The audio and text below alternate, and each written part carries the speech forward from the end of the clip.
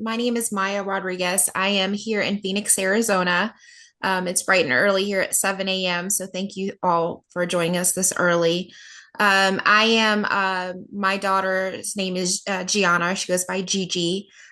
She just turned 8 years old on the 4th of July, and we received our diagnosis of Skraban-Deardorff January of 2020.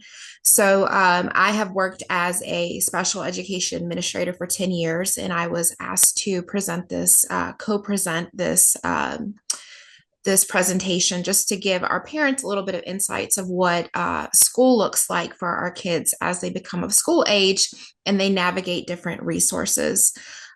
So we will go through a presentation. I will speak a little bit about the different resources and different things that are available. But we do have a panel that will also share a little bit of insight about what school looks like for their kids. So next slide, please. So welcome and introductions. Again, my name is Maya Rodriguez.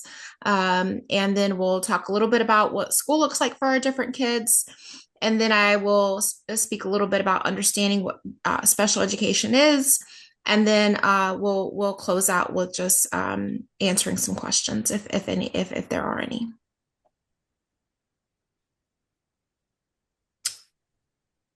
Okay, Sherry, would you like to just talk a little bit about Allie and what school looks like?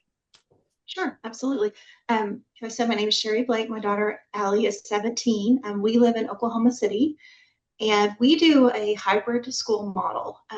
So she is enrolled in a private school, and she goes to school for specials. So she does music and art and physical education at school.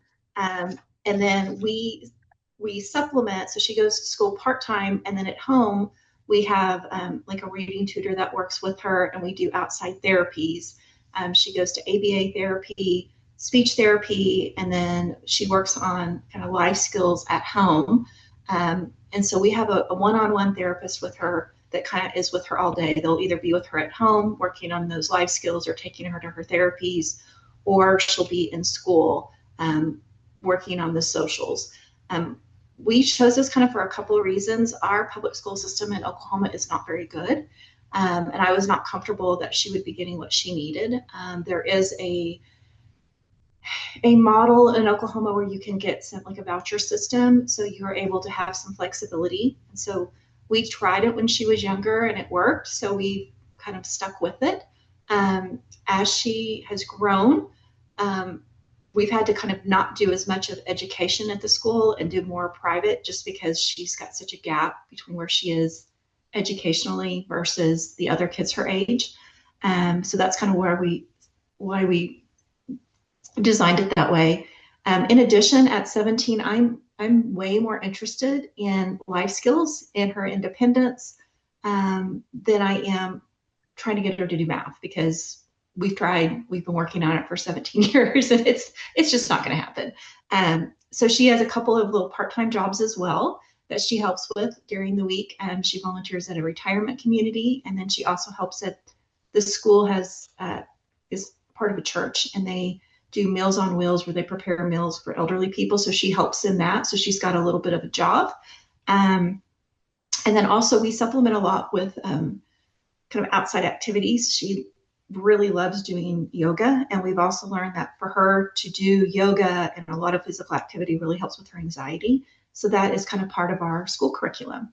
It works. I would say the benefits are we have a lot of flexibility to kind of determine where her strengths are and focus on those and really kind of work on what we feel is most important. The downfall is it's a lot of work on us because, if a therapist calls in sick, I'm going with her to school. If if the school is closed and she's home, there's a lot of work placed on the parent. There's a lot of coordination with all these outside things. But for her, it's worked well, and this is what we'll continue to do until she's outside, until she graduates from education. Okay, wonderful. Thank you. Kyle, would you like to go next? I know Kyle is on his way. Oh, he's on his way. He's traveling. Okay, I thought he was remotely with us. Okay, Savannah, would you like to go next? Sure. All right. Um, I'm Savannah Mullenberg. I'm Thea's mom. We live in Bowling Green, Ohio. Thea's 9, and she got her diagnosis in 2019. We homeschool, and so most of the week we do just kind of what works for her. We had started off thinking maybe she would do public school and went through an IEP, visited the public preschool because our preschool has the option for a blended class where they have special needs children and um, I guess neurotypical children. And they put them together and it's supposed to be really helpful. We visited, they did not have the services that she would have needed to be successful there. Limited nursing was one of the issues. And if she had had some problems, they would have had to have someone from a different school come in to help. And also they were low on paras and she would have needed a one-on-one. They didn't know that they could do that. So we decided to just continue with homeschooling. I do homeschool my older child. So that was kind of a little bit easier to transition into, but it's still a lot different. Um, we do have the option of doing IEPs for her continuously to for scholarships. Ohio offers scholarships that we can get for either her autism or Skraban-Deardorff falls under another one. So we have that option that will help pay for therapies. Sometimes schools, it just depends. Um, and our laws are a little bit more flexible than some other states. So when we do homeschool, we can kind of choose what we want for curriculum, which is really nice. Um, Currently, we're working on a lot of life skills, but I do other things with her to kind of incorporate a more traditional style of homeschooling, um, just to meet all of that criteria that we do sort of need to have for the state. Um, and we really enjoy it for the flexibility for therapies and doctor's appointments, and also for her learning style. Even though I homeschool my other child, they have two totally different learning styles. So it's opposite ends of what we're doing. He's very literature based, and she is just kind of project based, and everything has to ties into some sort of home therapy type thing or life skill for her. Um, and we do enjoy it, but it's not always smooth. She's extremely stubborn. So that's one of the hard things for us is kind of making sure she is getting what she needs, even when she doesn't want to. So that is our experience so far. Oh, and our co-op too. Sorry, I forgot about that. On Fridays, we do a co-op. We have about 26 other kids in our co-op that range from infants to 14 years old. So she gets a variety every week of kids and activities where we do field trips. And we also do skill sharing where they learn different activities in book clubs. That's wonderful. That's awesome. Thank you for sharing that. Sure. Emily, would you like to go next? Absolutely. My name is Emily Gerst. I'm the mom of Cecilia. We typically call her Cece. She turned 11 this past spring, and she just finished up the 5th grade. She'll be entering 6th grade, which is considered middle school here. So we're in a bit of a transition, but I'll speak to our elementary experience so far. For the past couple of years, Cece's been participating in a hybrid model of schooling.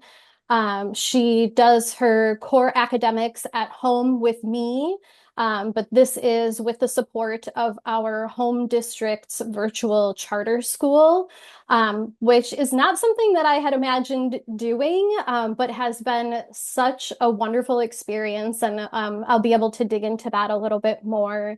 Um, she does attend our neighborhood elementary school for specials and socialization opportunities, which again has been wonderful. And we have been able to have some consistent figures in her educational experience since the age of 3, which has been very important to us. And then with the way that her schedule balances out, she's able to participate in a number of supplemental private therapies, including music therapy, art therapy, yoga, and she also started an equine assisted therapy as well this past winter. So what led us in this direction was somewhat interesting because Cece started out with traditional schooling with part-time 4K, full-time 5K. And I was happy with the supports that we had in the schools. Our neighborhood school is quite large, but they have some really wonderful resources, and we met some excellent teachers. She made friends along the way. I will say that the full days once she hit kindergarten were pretty taxing. So she would come home from the day, she would be exhausted, and there wasn't a whole lot of room for things like her supplemental private therapies. Um, but it was early, so we were still figuring it out. But that was 2020, and so of course everything shut down due to the COVID pandemic, and everything shifted to a virtual programming. And it was surprising because all of a sudden, we had Cece at home. She was kind of falling into place with the pivot to virtual schooling, and we saw academic gains, we saw speech gains, and I think that being at home in a comfortable, supportive environment, being able to work one-on-one or with a very limited group, those were things that I couldn't ignore, the fact that she was thriving in that situation. And so we tried to be flexible and think through what her education could look like going forward. And it continues to be a work in progress for sure, but that was really what kicked off me at least being curious about what some of those different opportunities could be for her. So that's what led to the balance that we currently have. And when we were planning this event, we talked about how it's so important for us families to share our experiences and be able to learn from one another. And I will say that Sherry's experience with Allie is something that really made an impact on me, because again, being able to see that you don't necessarily have to go the traditional route if that's something that seems like it'll work for your family and benefit your child. And so it definitely made me think outside the box, which was difficult at first, because before Cece was born, I taught in the public schools myself. So I'm really appreciative to the group being able to share their experiences and help us to come up with some different ideas that would better suit Cece at her current stage. But of course, that does come with challenges as well. So I work part-time, and I wouldn't be able to work any more than I do at this point in time, because I have to be here to support Cece's academics and get her to all of her therapies and everything. And it's a lot. Some days go smoothly and some days are very heavy and challenging, but it's also very rewarding. So I am appreciative that I have the opportunity to do that. I can't say that I'll be locked into it forever, but I'm grateful that at this moment in time, that's what seems to be suiting us well. That's amazing. Thank you for sharing that, Emily. Of course. Okay, let's go to our next slide. Alicia, would you like to go next? Yes. Did I say your name? Did I say your name correctly? You can hear me? Yes, we can hear you. Okay. Hello, everyone. Sorry if my English is not perfect. I'm Elisa, and I'm Octavia's mother. She was officially diagnosed in 2020, but her journey with therapy started before. In fact, she began therapy when she was just 8 months old, and I think it was really important in her development. Today, I'd like to share especially our experience with public schooling and with our individualized education program. Because her journey shows how inclusion and personalized support can go hand in hand. Ottavia attends a public school where she receives full-time support. She has both a special education teacher and a social educational assistant with her throughout the school day. While she follows an adapted curriculum, it is still aligned with the one her classmates follow. And this balance has allowed her to stay in the classroom for most of the day and to be naturally integrated into the school community. In fact, this natural inclusion has been one of the most beautiful outcomes of her school experience. Ottavia has real friendship with her peers. They enjoy spending time with her, not just during school hours, but also outside of school. She is invited to birthday parties, play dates, and community activities. And I believe that this has happened not just because of the support she received, but because the entire environment, including her classmates, has been given the tools to grow with her. Of course, a big part of this has come through a strong and well-managed, personalized program, because the process was collaborative and centered around Ottavia's specific needs, her strengths, and long-term goals. It's not just about an academic targets, but about building autonomy, confidence with her.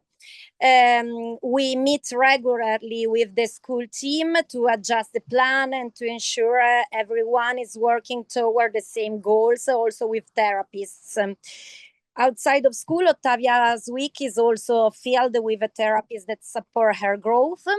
On Monday afternoon, she attends a 4-hour recreational therapy session, and this is focused on building autonomy, for example, getting dressed, brushing her teeth, emotional regulation, and they use tools like snuzzle rooms for sensory integration, like pet therapy, and gardening activities. On the other days, she attends neuropsychomotor therapy. This focused on especially on attention and on hand-eye coordination, because these areas are the one where she needs more support. And she also receives speech therapy. We use augmentative and alternative communication. And we have a tablet that she received about a month ago. We also use prompt speech therapy. She is Hermione, the sister of Ottavia. We also use prompt speech therapy, which helps with the motor aspects of verbal communication. And on Friday, there is her favorite day, because she works with an educator on sports and on physical activities.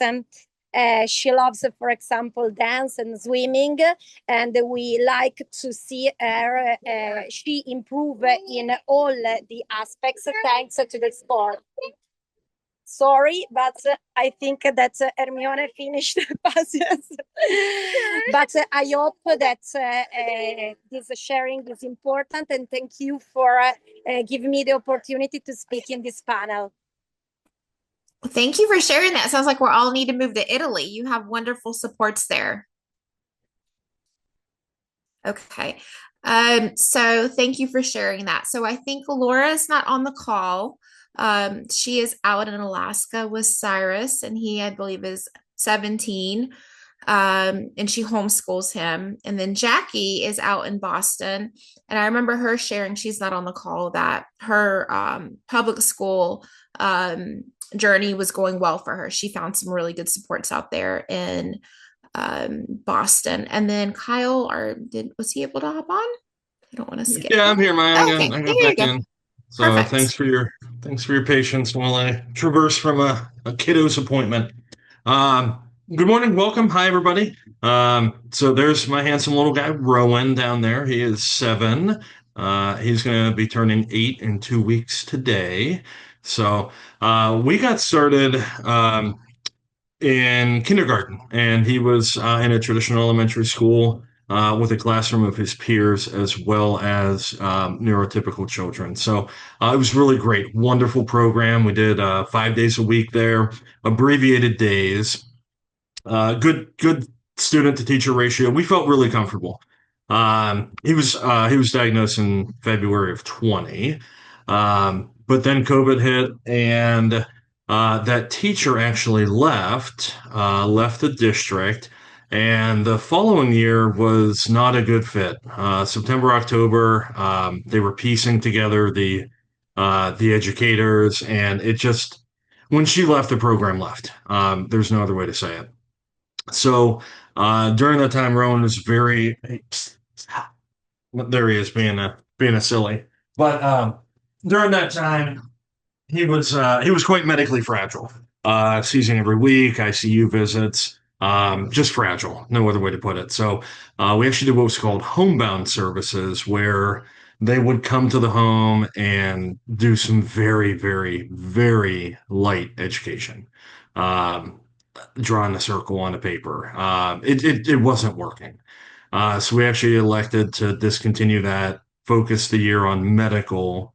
But then most recently, he's in a new school again, traditional classroom. Um, but he goes with his sister. So his sister's in the same school, and it is a fabulous program. So uh, what else? He does 4 days a week. So one day a week, Mondays is his therapy day, speech OT and PT. We don't go to school on Mondays. One thing we learned was school-based therapies are for navigating the school. So physical therapy is not what he necessarily needs, but physical therapy in the school sense was, can he walk this ramp? Can he climb these steps? Once those are mastered, those particular therapy disciplines were discontinued. So that was kind of a bummer. It's not a replacement to any therapy. So um, he did well there. But I think overarchingly, the biggest thing that we learned was we are not experts in IEPs. We don't know that there are governing laws that if we have a question to ask, my wife and we consider ourselves intelligent people, but when it came to the IEP, we were absolutely clueless. So we pulled in resources, we pulled in former educators, we pulled in IEP consultants. We wanted to learn as much as we could, and I am by no means a master, but I really know the right questions to ask, not accept things that are written as is, and push back a little bit. So, as much as he's learning in school, we are learning in school with him. So, all things being considered, we're good with the traditional classroom. Unbeknownst to us, we found out that our district is the second best in the entire state of North Carolina. So that helped. Having a direct pipeline to a key decision maker helped us. The communication from a teacher to parents is one thing, but from parents to the program administrator is another thing. So, as with anything, we learned who to talk to, what to say, what the best communication is, how to drive action. And then the last thing I'll say is, it might be long-winded here. We found very quickly that unless somebody is in our corner and rowing in the same direction that we're rowing the boat, that's who we need. So I'll just give you just one quick horror story. We had a check-in with all the disciplines, speech and OT and PT and nursing and you name it. And everybody started the conversation with, well, Rowan's making a lot of good progress. Here's what we're doing. It was a sandwich. Here's the good, here's some areas of improvement, and then here's some more good. And his speech therapist at the time, through the public school system, came on and said, well, he's not making progress, if that's what you're wondering. And we were floored. You could hear a pin drop in the entire room, and we said, you know what, you're not for us, and we fired her on the spot. So that, I believe, set the tone for our parent expectations of what this classroom and what this schooling looks like for him. And we've never had a problem since. And everybody we've talked to, we've always said, unless you're willing to fully support Rowan 110%, we don't want you near him. And it's really, it was a hard line to take, but it was the right line to take, and I'll do it again. So that's our story, and we plan on for the foreseeable future continuing with the traditional elementary school. So we don't have a private school. We don't have we don't really have any options, and we're not looking because it's such a great district. So that is our story, and Maya, I'll turn it back to you. Are you in Union County? Yes. Okay. Okay. Small little caveat. Kyle lives in my hometown in North Carolina, so that's a cool little connection. Yep. So that's wonderful. I'm glad that they're doing great things. Okay, so I'll speak a little bit about Gigi. We're out here in Phoenix, Arizona. I am so happy to say that Arizona has wonderful DDD support for families. People move all the time from different states to Arizona for their DDD services. Unfortunately, we do struggle in education. There's a mass shortage of special education teachers, and the public schools really are struggling to find and retain good quality teachers, which I would say nationally is a norm here in the United States. For us, Gia started 1 year of kindergarten, and it quickly became apparent that public school would not be the way for her to go, mainly because we were so concerned about her safety. Gia has pica. She puts everything in her mouth, and she really needs a lot of support throughout the day just to keep her safe. She's an unassuming threat because she's so cute and smiley, but she'll be quick to put something in her mouth and get sick or have a choking hazard. There were a lot of concerns. So after the first year of kindergarten, we took her out and we doubled up on ABA services here in the home. We use a great resource called SARC, which is the Southwest Autism Research Center. They do push-in services in the home. She gets speech and OT at home.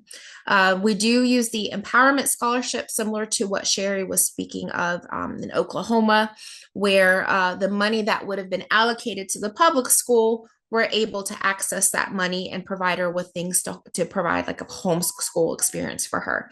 Now, starting in August of next month, she will use that funding to place her in a private school here. There are about 22 kids. She'll have a one-on-one all day, and we'll start a program that way. So I'm really excited for that. She is showing signs of becoming school ready. So one of the great takeaways I hope that you took from our panelists sharing their experiences is that there's not one fit. Our children, they share this commonality of Skraban-Deardorff, but they all have had different experiences in schools. And we really have become experts on just finding those resources in our communities to best serve them. So, the purpose of our gathering today is really just to empower us as families to seek those resources so that you can get whatever the best is out there for our kiddos, because no one deserves it more than our children. Okay, Maya, so then Laura, yes, go ahead. Laura was able to join. It's bright and early in Alaska, so she's on the call now. Okay, wonderful. She can tell us her experience. Hi, Laura. Oh, Laura, can you unmute? Okay, can you see me or hear me? We can hear you. We cannot see you. Okay, I'm trying to get my picture. I'm so sorry. I'm trying to get my picture on here. But you can hear me. We can hear you. Oh, okay. So sorry, it is very early here in Alaska, and unfortunately, our household had a strep throat run through it this week. So everybody has been sick. So, but yes, I'm sitting outside right now. You can't see anything. I don't know how I can get my video on. But so my son Cyrus, he is 14 years old.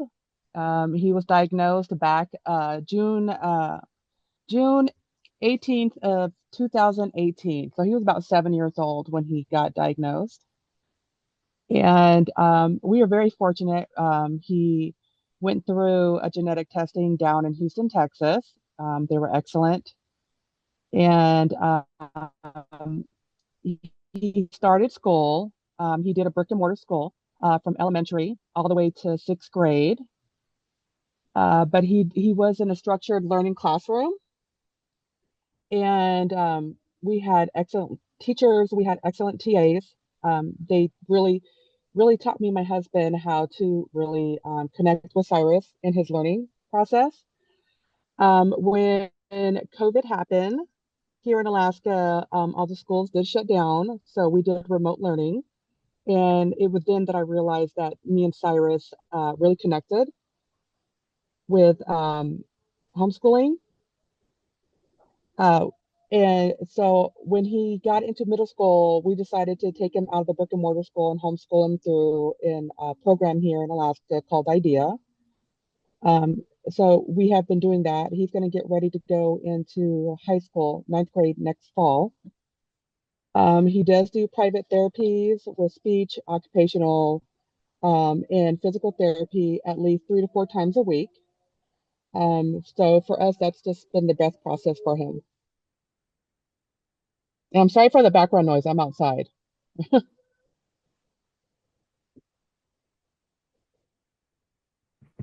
That's wonderful. Thank you for sharing, and thanks for hopping on. I know it's super early there, and I hope your family feels Yeah, better.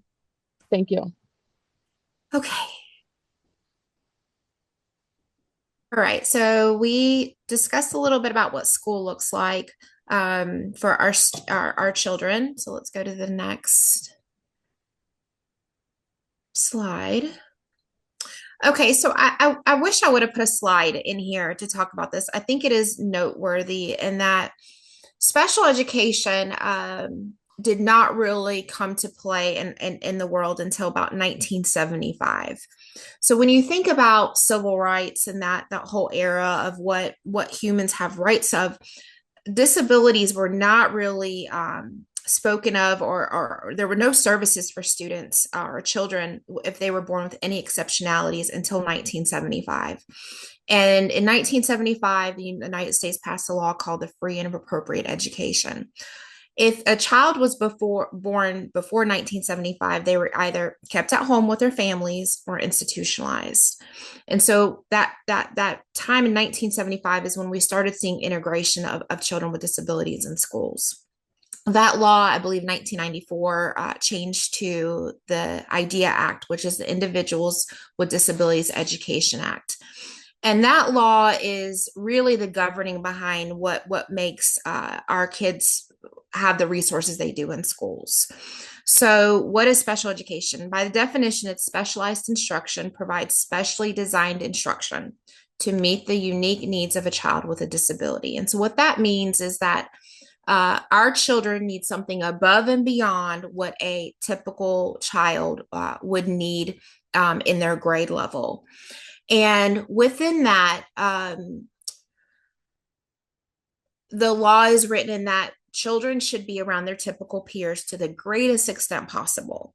And if you are pulling them out of a regular ed class, you really have to have a justified reason in doing so. And the goal of that is to support academic and functional success. And as we talked about a little bit, that school can take place in a number of settings. It can take place in a school setting, a hybrid setting, a home setting, and a private setting. And as you could see from all of us today, all of our kids come from all of those different settings. It really is just such a big spectrum of where school can take place. But that was a little bit of background about, the continuum of where we started to where we are today. I think we have a long ways to go. But considering that where we started with institutions and just not exposing our children to any school, we have come a long way. Okay, next slide, please. Okay, so I'm here in Arizona, but what I can speak of is that every single state that you're in has special education services, and the special education services do come from that law that we talked about. It's the IDEA law. And in that, we have something called an IEP. And an IEP stands for an Individual Education Plan. All 50 states will provide students with any disabilities or exceptionalities with an IEP plan. And that is a legal document that really just outlines educational goals and services. All the decisions regarding your child services are developed and guaranteed within this IEP. And so when you sit to do this IEP with your team, it's a team process. Not one person makes the decision, and no one can say, oh, well, Rowan's doing great in speech this week, so we just decided he doesn't need it anymore. That's not how it works. What's written in there, it's a federal document. So if I were to move to Arizona to Washington, that IEP would follow GIA. So it's guaranteed, it's insured, and it must be followed as written. So you can request an IEP in writing from your district of residence when your child turns 3 years old. Most states have referral services before that point. Here in Arizona, we have something like AZIP. So most have the developmental from birth to 3, but at 3 years old is where you can request that from your district of residence, and that is where you live. Where the district of where you live in your house. Not here, every school, every state is different, but in every state, every county will be where you live. And then an IEP is developed collaboratively by parents and school staff. Any and all changes are made through the IEP team. Okay. And then who qualifies for an IEP? So a child must be evaluated through the school district in order to be eligible. And so one of the things that I want to point out here is that our Skraban-Deardorff syndrome medical evaluation would not suffice for an IEP. The district has to go through their own evaluation processes in order to qualify. So a medical evaluation, which we all carry, would not suffice that. So they have to go through their own process in order to qualify. For us, for Gia, her autism when she was 3 to age 5 was severe developmental delay. And then when she turned 5, that rolled into autism. So in the state of Arizona, her Skraban-Deardorff disability or her syndrome looks like autism for us. Different states have different qualifiers. Some it falls under other health impairment. For us, it was autism, but it looks different for each state. But they will recognize that because all of our children have qualifiers, but it's just named something different, if that makes sense. So in order to qualify for an IEP, the disability must affect educational performance. It doesn't stand alone that the child's medically has a need. They have to have an educational need as well. And then requires special education services and specifically design instruction by qualified personnel. So one of the things that I put in here is you're the greatest stakeholder in your child's education future. Before the meeting, think about clear goals for your child. What would you like for her or him to accomplish within the year? What is important? What is not? So one of the things that I wanted to make note of what Kyle said is that you're a part of this team and you are going to be a part of that team forever. Those people come and go. If you have people that are not for your child or not making positive comments or not a can-do attitude, then those are not the right people for your team. One of the things that I have always implemented as a school administrator is that when you sit down with a family, we go around the table and we do introductions, and then we start off by saying one positive thing about that child. That's how we open all meetings, because that really is what builds good rapport with families and builds trust. Use your voice. If you disagree with the team, say that. Every single decision at a school-based level should be data-driven. No one should be saying, well, I think this, or he can't do this. It should all be data-driven. We know this by anecdotal notes and data that has been collected for a good period of time to make decisions. You want to focus on what's important for your child and really eliminate what's not. I think the first draft for Gia's IEP was 17 goals. And we really had to come back and say, no, that's not appropriate. 17 goals is not something that Gia's feasibly going to be able to accomplish within the year. Let's narrow it down, the focus on what's important for her in order to be successful, and eliminate what's not. And then the last thing is know your state's procedural safeguards.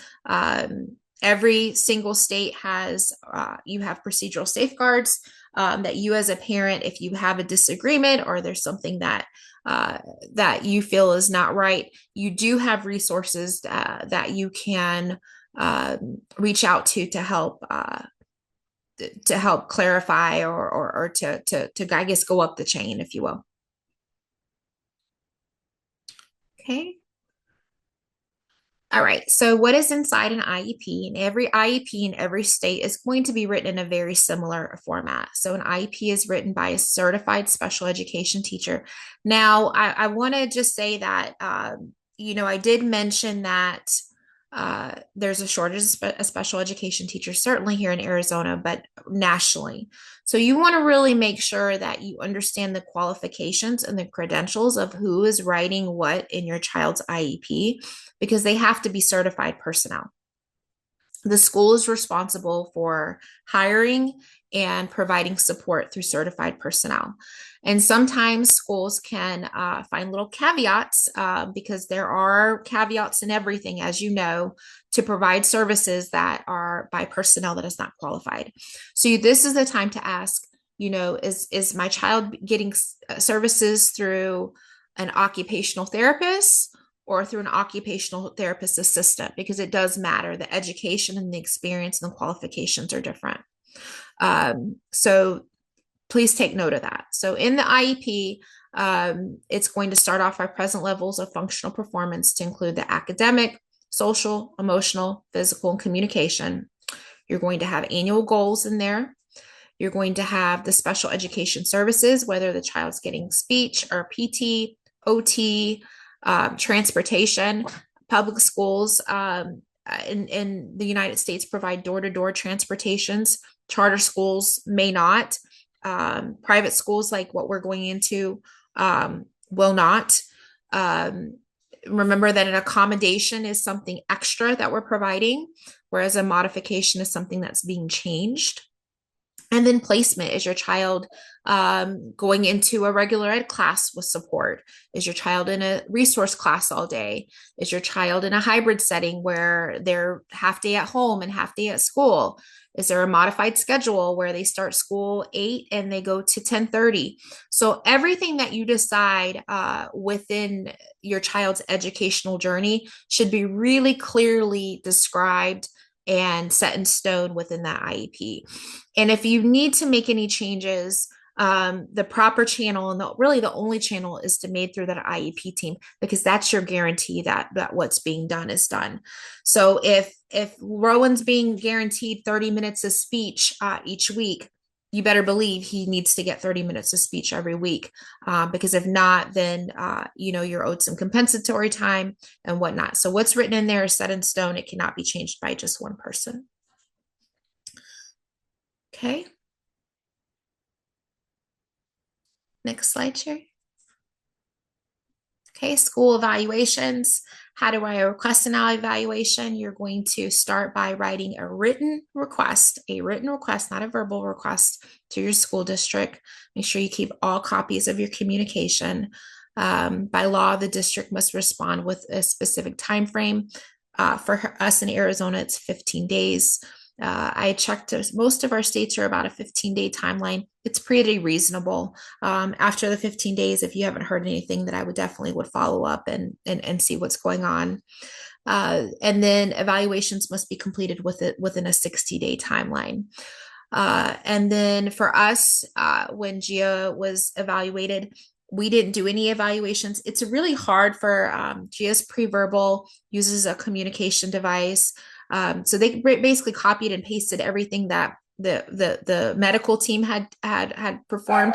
So we did not collect any new data, but they used a lot of the medical information to establish school criteria, which is perfectly reasonable and fine. And the last thing that I really want to note on is if you disagree with something, what can you do? So, the goal is to always have a positive and collaborative relationship with your school. But there will be times where you disagree. So if you disagree, every single state has this. You can request an independent educational evaluation at the district cost. Okay, next slide. So it begins by, can go back one more, Sherry. Begins by, no, one forward. Sorry, there you go. So it starts by a referral. You make that referral, then the team comes together. They make sure that all the assessments are done. They come back together to go over those assessments. Once that evaluation part is done, then an IEP is written. And then one of the things that I want to make sure that you just take note of is that you have to make sure that hearing and vision are clear for your kids. No school-based team can perform any evaluations until hearing and vision are cleared. Okay. And then parent rights and tips. And these are the things that I just think are so important. Be active, participate in those meetings, provide the school information that is important about your child, ask questions. What data do we have to support this decision? How will we know what we're doing is working? How will we know if it's not working? Ask for information why these decisions are being made. You want to make sure that you document everything. When we had IEP meetings, I would record them, not so much for a gotcha moment, but IEP meetings were very stressful for me. Even though I had sat on this other side of the table as an administrator, being a mom of a child with a disability was a very vulnerable thing for me. And if I have to be honest, I would cry. I would get emotional. It overwhelmed me because it was stressful to hear about the things that Gia really couldn't do. So I would need to record just to make sure that later on I understood the information correctly and that I could make sure that we were all on the same page. I would also, often follow up and be like, this is what I understood. Was this correct? Because as parents, we're vulnerable to our feelings and emotions of having a child with needs and making sure that we're meeting those needs, but understanding that we're human and this is all really raw and vulnerable things to as us as parents. Receive prior written notice on all changes before an IEP is implemented. You should be receiving prior written notices that just saying, hey, this is what we talked about. This is agreed upon. That's in all 50 states. And then make sure you understand your due process rights. If you have any questions, please reach out to me. Find me on Facebook. You can send me an email and I'll look up your state's information just to be like, yeah, you're on the right track, or no, you're not on the right track. I'm always happy to support our community. And then I think any questions? That was a lot of information. I'm sorry, I just droned on and on, but does anyone have any questions?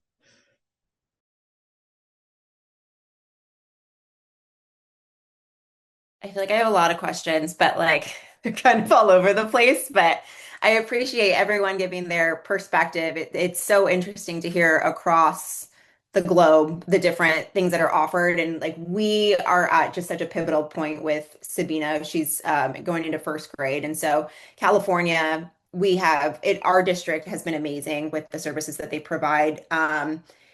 My question and like kind of what I'm starting to feel out as a mom is how to balance the socialization with wanting her to get a proper like academic education and like those life skills and trying to build that up, especially as we're like really trying to build up her speech. So for those that have kind of done some trial and error there, what has been some like how did you balance that, I guess? And her classroom now that she has, we each year is so different, right? It's always a mixed bag of kiddos where some of them need a lot more attention, where Sabina's just like a happy-go-lucky kid and she's like, sure, whatever. So she might, because she's not having any behavioral issues, she doesn't always get the one-to-one attention. So it changes year to year, and which makes it hard to make a decision on what's right. So how did you balance some of that for, I mean, anyone on the panel, I guess?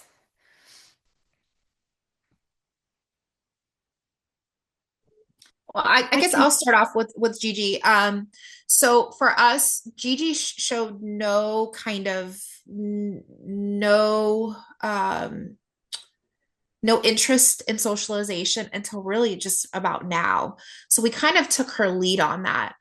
So in kindergarten, she was just completely unaware of peers. She just would STEM mostly all day, every day. So now we've gotten to the point where like she'll go to like a church Bible class and she's sitting and she's like watching peers. So you can see like the interest starting to build and bud in her. So I think for our family, we just took the lead on her. But my number one goal for her, what I always kept in the forefront is before anything else, I had to make sure she was in an environment that kept her safe. Gia is very low functioning as far as navigating her space in a safe manner.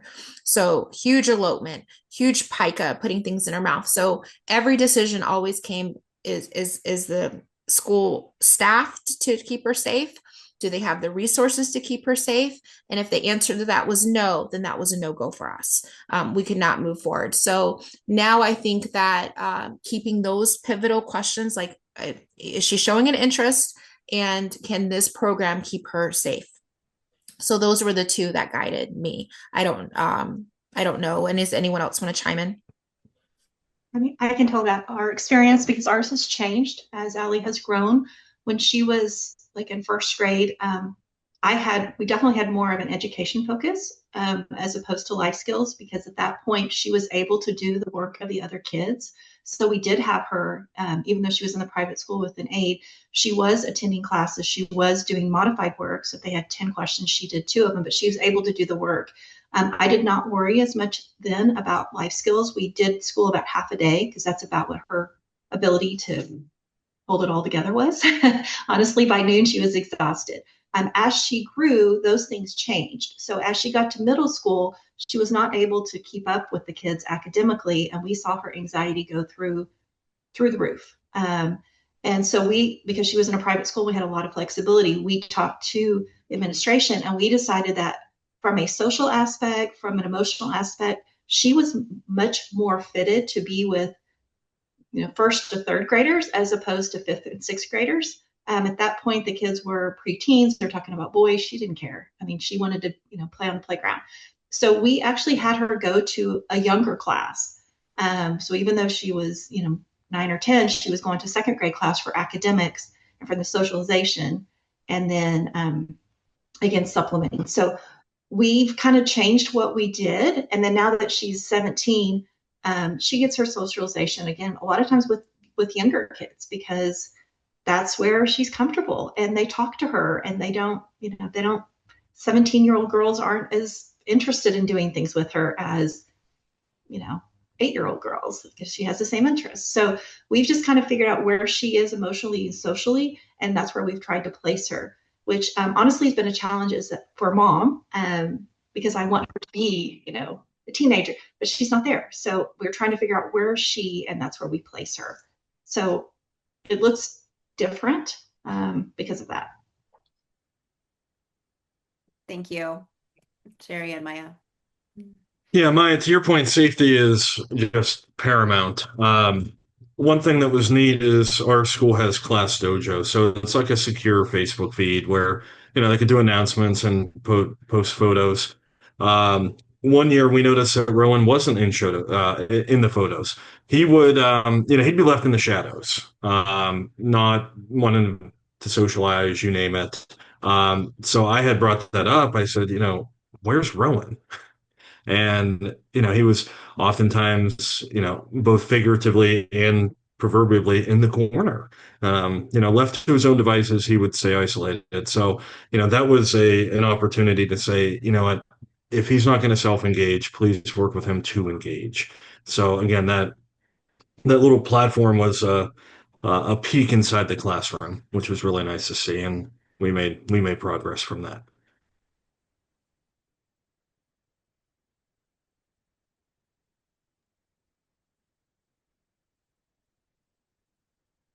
Are there any other questions? Well, I have a question, or maybe you can expand a little bit. when it comes to accommodations, one small accommodation that the school actually recognized was that Rowan needed an arm with, or I'm sorry, a chair with arms. So the school have, they had the flat chairs, and one thing that really propelled him was just some arms on the side of a chair. So they brought a different chair in. What examples of accommodations can you come up with that maybe aren't necessarily thought about? I'll give you another one while you think. We actually, because he won't necessarily, he is potty trained, but he won't self-initiate. We actually had written in his IP a sticker to be placed on his desk that he could point to go to the bathroom. That they determine as an accommodation. That's a great question. So some of the things that we had in Gia's was like a visual schedule where she would have to like Velcro um, where she was going. An accommodation that we had was gosh, we had a lot of paraprofessionals. We had another accommodation that we had written into her IEP is Gia's a huge choking hazard because she has pica.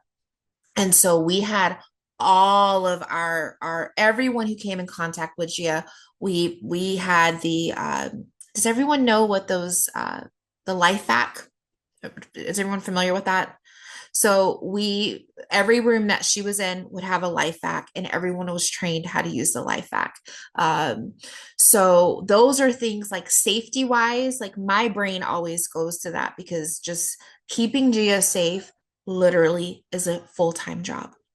And so anything safety wise, if your child has seizures, I know Rowan had a horrible go with seizures. The people that come in contact with him need to know immediately how to respond if he has the seizures. So most of the complaints that come from schools, and I can tell you this as an administrator, is one, people not reading the IEP.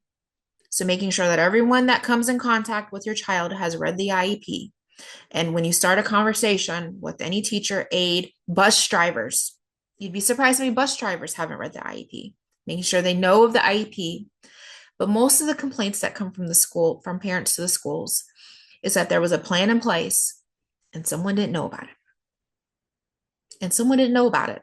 And that's how accidents happen. That's how tragedies happen, is because there was a plan in place. Because we think about these things, right? We know what to do. Other people have not read them, or they don't know, or they're not trained. So just over communicating that what you want, what your expectations are, down to, and some of the things, and I am so guilty about this, I think that some things are common sense. I think that making sure that marbles in a pre-K class should be locked and kept away because kids put them in their mouth. But not everyone else exercises the same sense that we do. So everything that you expect to keep your child safe or to educate your child is written into that plan. Assume literally our IEP is 32 pages long because every single thing down to the wire is written in there. So an accommodation for us, something it wouldn't think about, like, flexible seating for sure.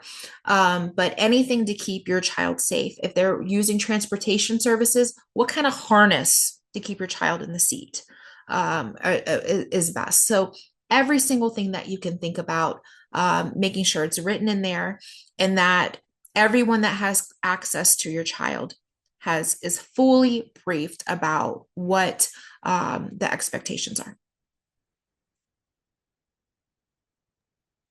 That's a great question. So, but accommodations can look like, just flexible seating, a lot of times modified schedules. If exposure for us, we just wanted Gia to be exposed to things. It didn't matter to us whether she was in there for the whole time. So as long as she had exposure, making sure she was included in things. Like Gia's the same way. Gia's perfectly fine just sitting in a corner by herself and just dangling something. She didn't care about things, but just making sure that she was integrated and she was included. Those were such good things. And I think, Kyle, you brought up a good thing. We have these rock star teachers that when they leave, sometimes the program just goes down the drain, and it's terrifying and heartbreaking when that happens. I will That's say one of my favorite supports too is like positive peer models. So that's something that's written into CC's IEP. And at least with our experience with elementary schooling, that is a coveted position at the school. Everyone wants to be CC's helper. They walk her to and from classes. If it's a moment where she needs to leave the building because she has another appointment or that's the end of her commitment for the day, they'll walk her back down to the office. They'll During activities, she has those built-in peers that, I mean, they know that it's an important job to help make sure that she is included in activities. And for Cece too, that gives her a really clear expectation of like who her go-to peers are, because it can be overwhelming in a class of 25 to 30 students. And this year in particular, that has really made such a difference, because as she's getting older, it can be hard to create those relationships with others. But by having those consistent figures, they have come to understand the way that she communicates. They can understand her speech, or if it's something that she can't quite articulate, they're just so in tune with her needs. So that's been a really important piece for us to include in her IEP. That's awesome. So two things that I just thought of that I think are important to note in the IEP. One is making sure that personnel is trained on how to use the AAC devices. I remember for like a month span, we would send Gia to school with her device, and it'd come home and it'd be like on 80% battery. I'm like, how is that? When we use it on the weekends, it's down to like 20% by 4 o'clock. And so then I realized that the parent couldn't figure out how to use it, so she just kept it in the book bag. So making sure that, that training, every training on everything is we train people on what we expect. And the second thing that was super, super important to us is that I was really against physical restraints. I did not feel good about my child being held down or put in any type of hold, especially for behavior reasons. Like I was, as an administrator, I am like every grain of my body is against forced compliance. And that was a no-go for me. And so I really wanted to have a discussion with that team, is that if Gia's eloping or if Gia's doing something safe, how is this team trained to keep her safe if they do have to physically restrain her? Because we just don't want people just grabbing kids. There are programs that school staff have to be trained on how to restrain kids for safety reasons only in a safe manner. And that is so, so important, because I am here to tell you as a mom, every kid on our Skraban-Deardorff spectrum is in a different place. Mine has no language. And so she would never come home and tell dad and I if someone was mean to her, if someone threw wood chips on her, if someone restrained her. So my trust in those people had to be explicit. And I really, really made it a big point to discuss physical restraints and how they were being used. So I think that in an accommodation section, even there's like in Arizona, there's a spot for personnel services. I really wanted to make sure that was a robust discussion on physical restraining.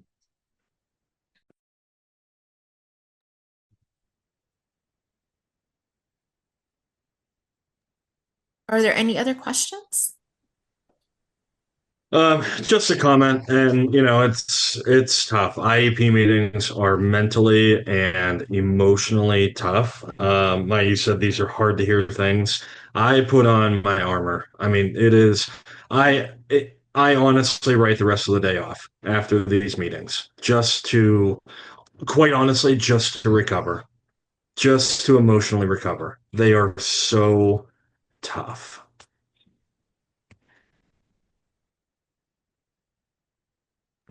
I'm not quite there yet. I've written thousands of IEP meetings, and I cry in every single one.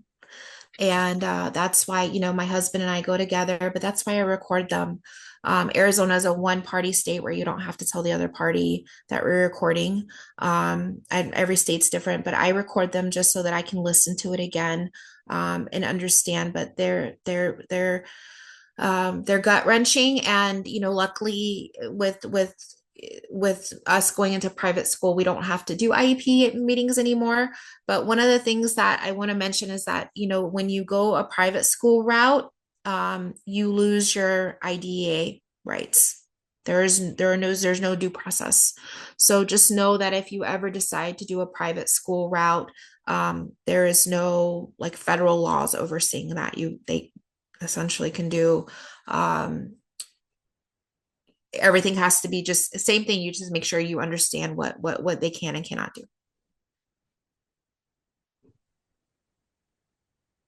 But I agree, very, very, very gut wrenching.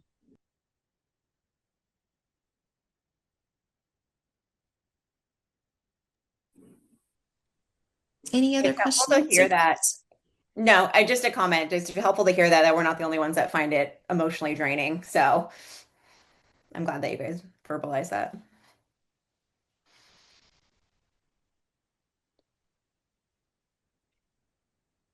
Maya, we have not had an opportunity to talk about this, but through the last couple of weeks, Kyle and Emily and I have been working, and Jenna have been working on a brochure that kind of talks about Skraban-Deardorff. That can be something that is handed out. And so it's okay if Kyle can have a couple minutes, he can kind of show you what he has designed. For sure. Because I think it will be an amazing resource for our families, especially going into these meetings. Yeah, for sure. I would, for sure.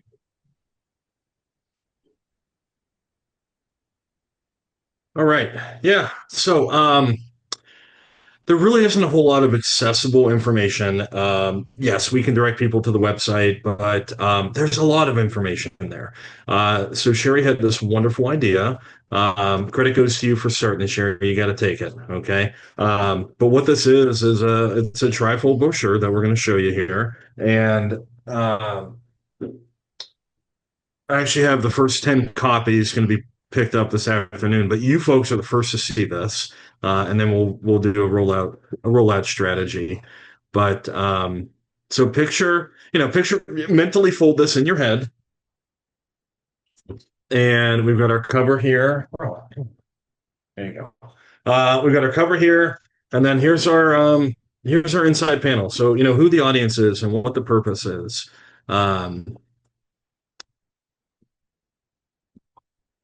And then, of course, calls to action. This will be the back cover here. But then on the inside, we talk about what is Skraban-Deardorff syndrome and how is the WDR26 gene affecting it, what its role is. We've got some diagnosis and early signs in here, and then a peek into what daily life looks like with SKDEAS. So, and then an entire panel is just for those that are caring for our children. So we just entitled it Educators and Care Teams. What this is, I've shared a few draft copies with some people that have no idea what Skraban-Deardorff syndrome is, and their comments were, "Wow, I know more. I know more now before I ever read this." So our audience is anybody. Doctors. My goal, vulnerably and transparently, is that this would be in every doctor's office in the world. That's my goal. It's a resource that we can provide information about this ultra rare genetic condition. So Sherry, Sherry and I were briefly texting. We're gonna have a rollout strategy. First is to get the print and the layout right. It's really tricky to design a brochure.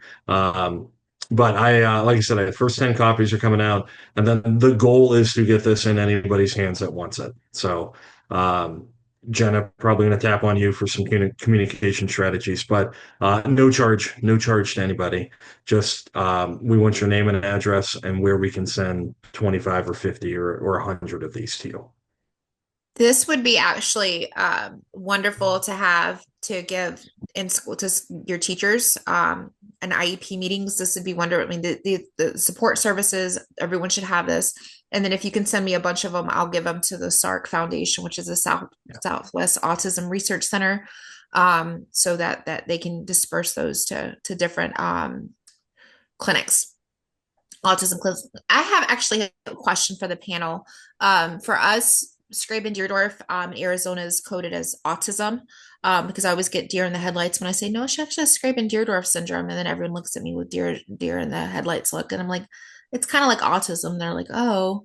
So I always just explain it like, well, I just genetically or scientifically explained why, she's has autism-like symptoms. But what does everyone in their communities, like, how do you describe it to your schools? Like, what is it coded as? Is it other health impairment? I'm just curious as to what different states, how do they look at our syndrome?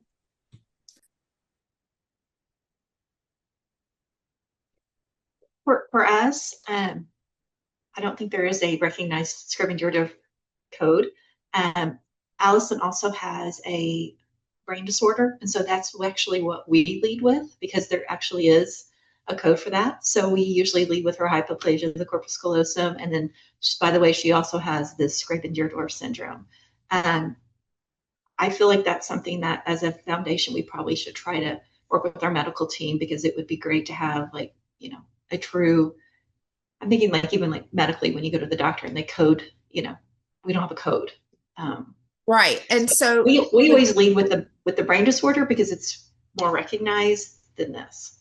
So interestingly enough, when Gio was diagnosed in January of 2020, our geneticist said, when you explain this to schools and different people, don't, insurance companies will not cover anything Skraban-Deardorff. You lean into the autism so that things get picked up by insurance companies.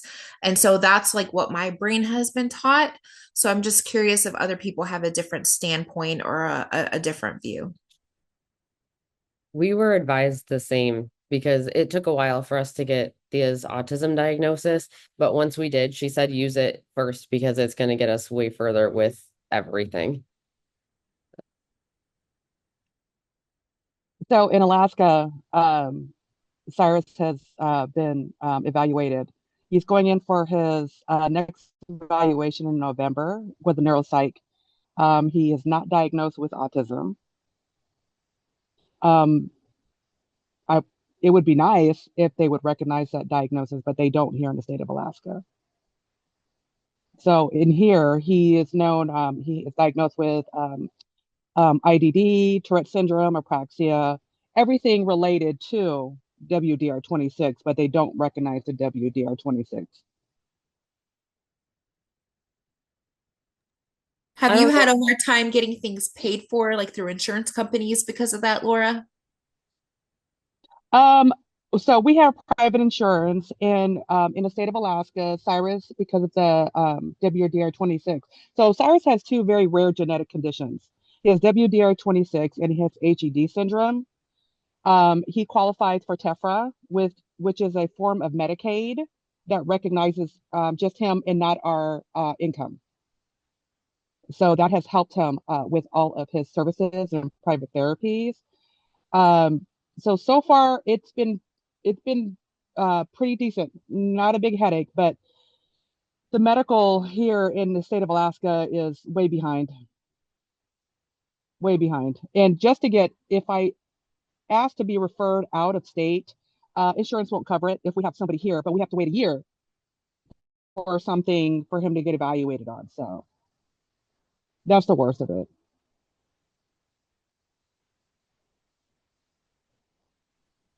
Maya, this might only mean something to you. We got Rowan, yes, the other health impairment, but then multiple disabilities with his IEP, which, I mean, we had a 30-year educator and he was she only saw one other multiple disability in her entire career. So that's what we lead with the school setting. But then, yeah, to everybody's point, we lead with autism. The resources are abundant when it comes to leading with that. Mm-hmm. I don't know if this would help anybody who is trying to get an autism diagnosis and struggling, but we had someone who We found someone outside of like the main autism centers because they were all full on 1.5 year wait lists. And then Thea's speech therapist at the time had recommended people that other kids that she had with autism diagnoses had been successful with. And the person that did hers was actually a school psychologist, but she's licensed just in psychology. So she was able to give her an official diagnosis. I don't know if that works in every state, but that really helped us out because it was way quicker. We did have to pay on our own rather than going through insurance, but it was worth it because we've been able to use that. Yeah, the developmental pediatricians are the ones who give autism diagnosis here in Arizona, and their waiting list is between 18 months and 24 months, which is an atrocity. But what we did is we also privately paid in 2020, and I didn't share. This is going to sound really bad, but I didn't share the genetic syndrome. I just went in there. I'm like, hey, this is going on. We don't know what we already knew, just so that I could get autism on paper, because otherwise nothing would have been picked up. And it's a really shady game that insurance companies play. But like my little girl needed help, and I didn't have 24 months. I didn't have it. So, and I didn't want the syndrome to, we were information seeking. We wanted facts, we wanted science. But the insurance companies are light years behind. So we just needed to get that autism on paper so that she could start getting the help that she needed. So when I went in there, I was like, I don't know what's going on. And they were able to evaluate for level 3 autism. So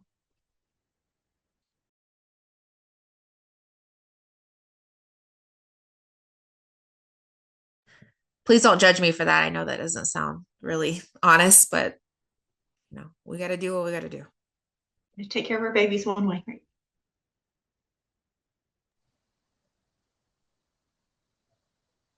I gotta say, I wish when Cyrus was first diagnosed, I mean, we were going through it. He was 5. It took almost 2 years before we got diagnosed with him. I really wish I would have had like a group like you guys in the beginning because I mean, I had to do it from scratch and it was a lot. It was a lot. So this is really good. I agree. So glad for this community. We felt the same way. Allie was 9, so it was a lot of years of trying to figure it out and seeing what would stick and what didn't work. So I'm thrilled we have such a great community to share experiences with. And I just want to say that on Facebook, the photos you guys share just really make me so happy.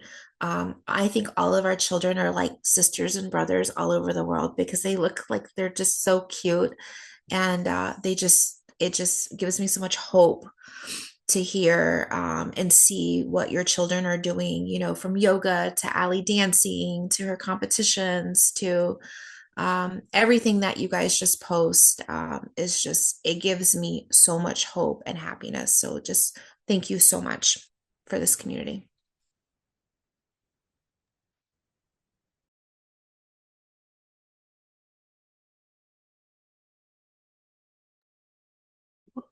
Hey, Emily, sure, I'm going to go off script a little bit here. Can I get some feedback on something? Speaking of community, Laura, share it to your point. Can I share something and use you as guinea pigs for value to our website and our community? Sure. Okay.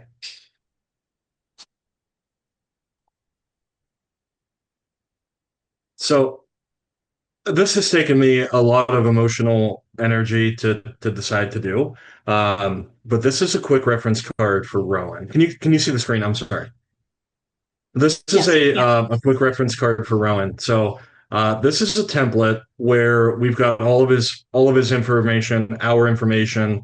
We've highlighted what condition he has, and the rest is all templated. You can put in your child's allergies and current meds, daily meds, rescue meds, etc. On the back here, primary care specialist, where the pharmacies are going. Would this be valuable to share with our community? Absolutely. Yes. At the risk of recording, I won't Yes. share Rowan's information, but like I said, it took a lot. I sat on this for a year. I'll just be honest with you. I couldn't bring myself to do it. But now that we have, this gets given to people. We have EMTs coming. They're not, Yeah. I'm not giving them information. I'm caring for my son. They're reading Yeah. and documenting his contact information. This is on file with every therapist. It's at every school, in every classroom. Anybody, Maya, to your point, that is in Rowan, that is giving care to Rowan, has this, and they better know it, and they So, better know what to do with so it. I will sit here and say this. Like I sat there and said, when, oh, there's my son right there, waking up. I will in just a second. I'm in a meeting right now. So when Cyrus was little and he was starting school, I made my own things very similar to this, explaining what his conditions were, what he was allergic to, who to call, his doctor, and everything. So yeah, this is very useful.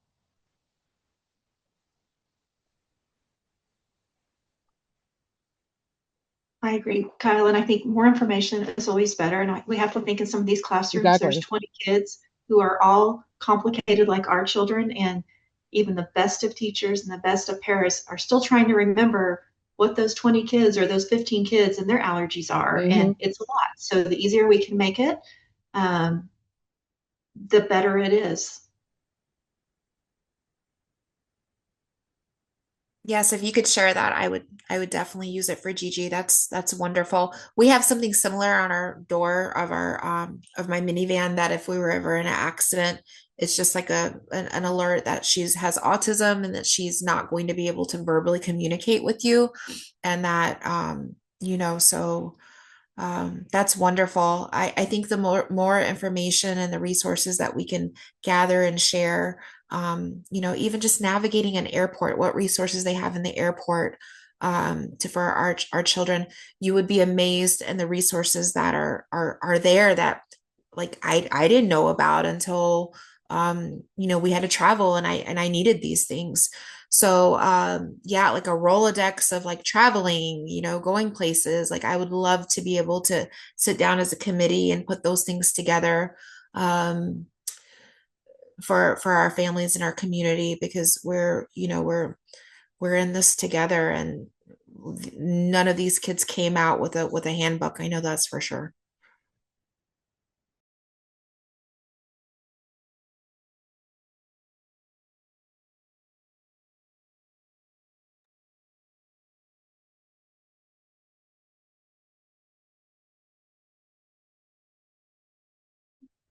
I really appreciate everything, Maya. Thank you so much. What an amazing presentation. And thank you for taking the lead on doing all this. My Um, pleasure. this was wonderful. Does anyone have any other questions? If not, I guess we can kind of wrap up our training this morning. And I'm, again, just so appreciative of all your effort and great job. Thank you. And I just wanted to say that if you guys, I think I'm Facebook friends with most of you, but if I'm not, please find me and add me. It just makes me so happy to see photos of your families and your beautiful kids. So thank you so much. Please reach out if you have specific questions. If it's just like specific to your state, I will do the research and get back to you.